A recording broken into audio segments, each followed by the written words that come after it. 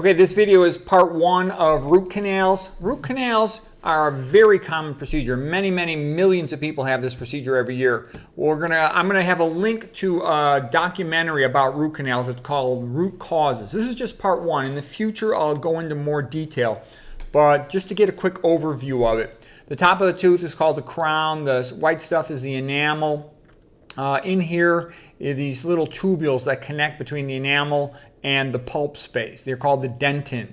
Okay, the pulp space is where the arteries and veins come into the tooth, and the vein exits and the artery comes into the tooth.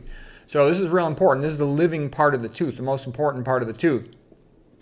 Now, I'll show you what these are the root canals where they come in. All right, and then the periodontal ligament is the attachment between the tooth and the bone, the jaw, the mandible. Okay, here's just a little more detail, and the relevance of this detail is that you can see all these transverse tubules. These are the dentin tubules, and they're open. Bacteria will get into them. That's a big deal. Okay, we're going to come back to that in a moment. And also, these root canals are drawn as a very simple vertical path, but they actually have little side pathways coming off them, and that's also going to be very important. Here's a close-up of some of these dentin tubules. And again, bacteria will live in these things. Normally, blood flow comes in through the artery, and then some fluid is leaked out, and there's pressure to push fluid outward through the dentin tubules, and that's what you want. That prevents cavities, but prevents bacteria from bad bacteria from growing in there and destroying the tooth. Okay, that's also going to be relevant, because when you take out the blood vessels, how are you going to have incoming blood flow? All right, so let me shrink myself here and just talk about a couple of common dental pathologies, diseases. So, of course, you get erosion of the enamel. There's a cavity. The cavity can extend from the enamel, the crown, down into the pulp space. Infection of the pulp is a pulpitis. So this is an enamel cavity of the enamel. Here's a cavity of the dentin. It's extended into the dentin layer, this sort of light brown. And then here it is extending into the pulp space, a pulpitis.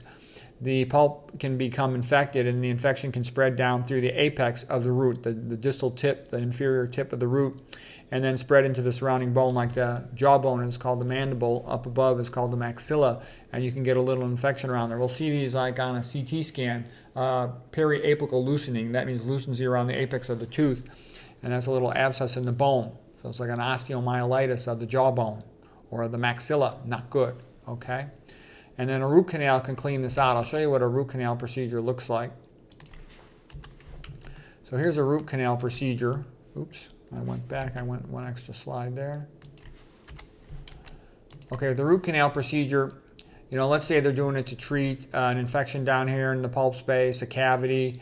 They're going to drill out the enamel, the top of the tooth, through the crown. And then they're going to put an endodontic file in here, and they're going to scrape out and suck out all of the root. So they're going to kill the tooth. The tooth with a root canal is dead. D-E-A, dead. This parrot is dead, as they say in the Monty Python skit. Okay, that's an important point. The tooth is always dead. So you relieve the outer structure, which enables the person to chew on that. You don't feel the pain that much initially because they've removed the nerve of it. They will inject chemicals in here to try to sterilize it, but it's impossible to sterilize it. It's always infected, 100%, always. There are no exceptions. Doesn't matter if you have the best endodontist in the world. It's always infected. There's little side pathways coming off this root, and there's all the dentin tubules, so you cannot sterilize it. There is no way to sterilize it. They then will fill the center of the tooth with a material like gutta percha. I'll put a little filling material as an intermediate here. Sometimes they'll put posts into it, and then on top of it, they'll put a crown, so you can chew on this surface.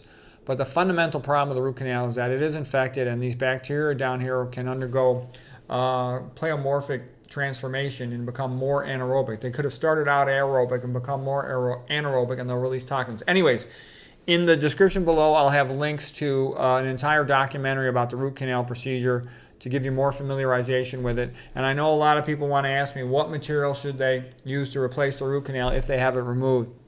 That's actually not a simple question, because a lot of dental materials are alloys, meaning combinations of things. And quite often the thing they tell you might sound good, but then it's alloyed with something that's not so good, like aluminum oxide. Aluminum is a major brain toxin.